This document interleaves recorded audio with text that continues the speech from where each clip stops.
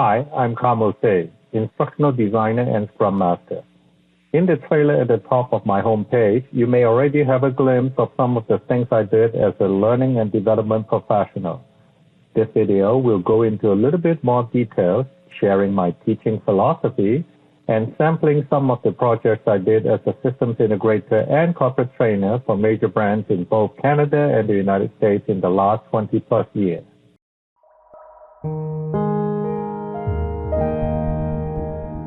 The Venn diagram briefly illustrates how the combined methodologies in the three disciplines, Lean Six Sigma, project management, and instructional design, can combine to produce an efficient, learning and development strategy. Starting as a Lean Six Sigma project, we define and measure the needs of training, analyze and improve on the quality, and remove any waste or delays in the process. The project management role manages the development of the learning assets.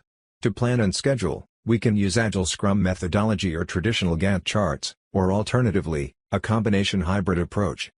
The instructional design team, with clearly defined scopes and goals from Lean Six Sigma and project management, will have a clear mandate to deliver an accurate and precise learning product, fast. Memberships in the three roles overlap. Look at them as part of the thinking process, rather than a complicated structure. Together, we can have a powerful and efficient learning and development strategy. Lean and Six Sigma are two continuous improvement methodologies. Lean focuses on eliminating waste, and Six Sigma focuses on output quality. We strike a balance and use both. DMA are the 5 steps that guide us through the define, measure, analyze, improve, and control stages of Lean Six Sigma. Along with a project charter, it provides the project and development teams with clear objectives and achievable goals.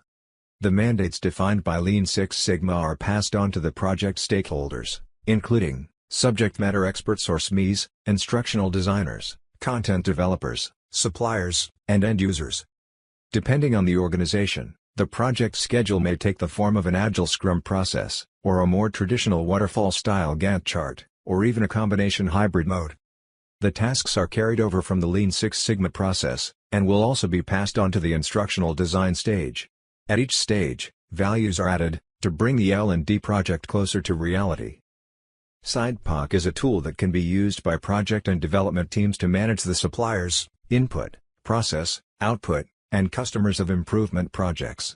The customers include in-house and external clients. The development of learning materials can also benefit from SIDEPOC. Here, we focus on the P or the process part of it.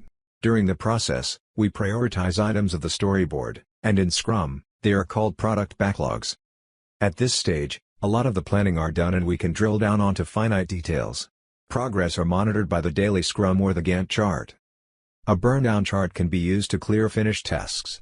A Scrum review or a design of experiments may take place as pilot projects. So far, we have discussed quite a bit about Lean Six Sigma and project management theories, but how would they apply in learning designs? As it turns out, ADDIE, the prevailing theory governing instructional design, is almost a mirror image of the Scrum process, and it also aligns well with Lean Sigma's DMA. The 5 stages of ADDIE, to analyze, design, develop, implement, and evaluate, make it possible for instructional designers to deliver clear and standardized learning materials that are inclusive and easy to use. On top of that, the Lean Six Sigma process had made the product accurate and precise, answering the project charter's mandate of quality control. My current project is a e-learning curriculum for beginner driver education in Ontario. The AAA How to Drive is licensed by the American Automobile Association, and its contents are customized for Ontario use. This curriculum went through the full cycle of development, starting with the conceptual stage, through public policy advocacy, design and development, and eventually implementation. It was started as a research project at the Harvard Derek Bok Center for Teaching and Learning. After going through peer and faculty reviews, the paper was published, and presented as a proposal to the Minister of Transportation of Ontario.